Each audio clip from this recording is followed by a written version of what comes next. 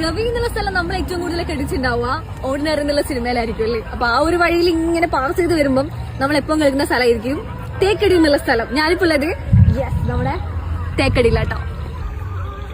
തേക്കടി വന്നു കഴിഞ്ഞാല് നമുക്ക് മിസ്സാക്കാൻ പറ്റുന്ന ഒരു സംഭവമാണ് നമ്മുടെ ജോസഫ് ഏട്ടന്റെ ജീപ്പ് സഫാരി. ആക്ച്വലി ഈ ട്രക്കിംഗ് പരിപാടി നമ്മളെ ലിസ്റ്റിൽ ഉണ്ടായിട്ടില്ല കേട്ടോ. വളരെ യാദൃശ്ചികമായിട്ടാണ് നമ്മൾ ഈ ട്രക്കിംഗ് സ്റ്റാർട്ട് ചെയ്തിട്ടുണ്ടായിരുന്നത്. ബട്ട് സംഭവം ഉഷാറായിട്ടുണ്ടായിരുന്നു. ശരിക്കും മിസ് ചെയ്തിട്ടുണ്ടെങ്കിൽ വലിയൊരു നഷ്ടമായി പോയേനെ. അപ്പോ നമ്മൾ ട്രക്കിംഗ് സ്റ്റാർട്ട് ചെയ്തപ്പോഴേ മഴയുണ്ടായിരുന്നു. മഴയല്ലെങ്കിൽ ഒരു പോസിറ്റീവ് സൈൻ ആണ് കേട്ടോ. അപ്പൊ ആ മഴയും കൊണ്ടിട്ടാണ് നമ്മൾ ഈ കുന്ന് മൊത്തം കയറിയിട്ടുണ്ടായിരുന്നത്. 2 ജീപ്പ് വന്നപ്പോ നമ്മുടെ കസിൻസ് മൊത്തം ഓടിയിട്ട് ഒരു ജീപ്പിലങ്ങ് കയറിയിരുന്നു. അപ്പോഴേ ഈ ജോസഫ് ഏട്ടൻ പറഞ്ഞതാ 8 ആൾക്കാരൊന്നും ഒരു വണ്ടിക്ക് പോയില്ല മക്കളെ. പക്ഷെ നമ്മൾ എന്തായി, അവസാനം ജോസഫ് ഏട്ടന്റെ കയ്യും കാലൊക്കെ പിടിച്ചിട്ട് ഒരു വീതം അങ്ങ് ഒപ്പിച്ച് 8 ആൾക്കാർ കയറിയോടെ ഇരുന്നു.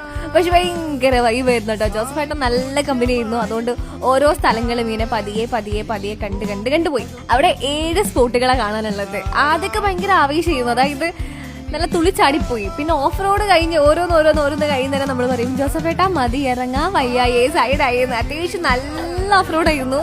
ഓരോ കുന്നും മലയും കയറുമ്പോഴും നമ്മളിങ്ങനെ അയ്യോ മെല്ലെ പതിയെ എന്നൊക്കെ പറയുന്നു. അത്ര രസമായിരുന്നു. ശരിക്കും പറഞ്ഞു കഴിഞ്ഞാൽ തേക്കടി വരുന്നുണ്ടെങ്കിൽ ഈ ഒരു സ്പോട്ട് മിസ് ചെയ്യാൻ പാടില്ല കേട്ടോ.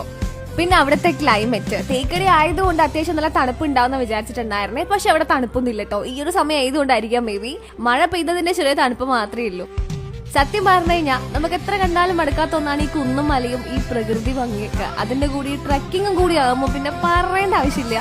ഈ 3-4 മണിക്കൂർ, അതായത് നമ്മൾ 4 മണിക്ക് സ്റ്റാർട്ട് ചെയ്തിട്ട് 7 മണിക്കാണ് തിരിച്ചെത്തിയിട്ടുണ്ടായിരുന്നേ. അപ്പൊ ഇത്രയും സമയം എന്താ പറയണ്ടേ അടിച്ച് പൊളിച്ചിട്ടങ്ങ് പോവാം. സോ തേക്കടി വരാൻ പ്ലാൻ ഉണ്ടെങ്കിൽ, വെക്കേഷൻ അടിച്ച് പൊളിക്കാൻ പ്ലാൻ ഉണ്ടെങ്കിൽ ഈ ഒരു ട്രക്കിംഗ് മിസ്സാക്കണ്ട കേട്ടോ.